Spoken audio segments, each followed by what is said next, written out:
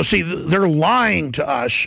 Their own Jade Helm handout says the things we've said, and then they tell the media it doesn't exist. Are you going to use our local people to help with that? So we're not training any type of law enforcement during this training exercise. It's not happening. The only coordination now that will take place is we're just letting them know, hey, here's what happened the last 24 hours. Here's what's happening next 24 hours. Because there are times where we ask at times the law enforcement folks to do a traffic stop for us, to check our guys, to see why they're doing what they're doing, when they're doing it, and why they're doing it. Then they came to Austin and Bastrop and said none of this was true, and they never said it, and laughed at us. Should we play the clip? We've got that cut out, right? Now, we're talking about role players, and you mentioned the role players. So I'm curious as to how you guys came about these role players. As far as the role players go, they are going to be service members. We can't do the exercise without the public's help.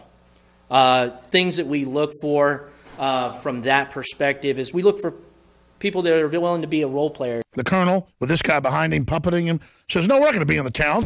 RMTs are training that is conducted off of the federal reservation.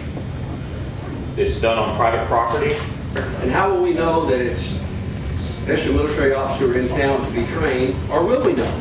Is this going to be covert? Well, a lot of it, Your Honor, is going to take place on private land or private property. So that's going to really negate out a lot of that. But if somebody's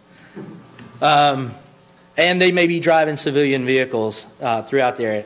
So really, within the city limits, if you notice my guys, they're probably really doing something wrong. I mean, it's just crazy. We should call it the lies of Jade Helm. But suppose it should come up. Who has the supreme voice? You? It's the community. It is the community, sir. So if you guys tell us, hey, we have something going on and we don't need you guys, or we don't want you guys, sir, it's truly an invitation. My name is Casey DeClue, and my question is more posed towards the Commissioner's Board. As citizens, since we are so disturbed by this training, is there anything that we can do to reverse this decision? Or, we should be able to. I mean, can we vote? As a vote. Do we need to protest? What can we do to have our voices heard? Well, I think, Ms. DeClue, your voices have been heard today, and we thank you for that. there's nothing you can do about it. I can't say what the court would do about it.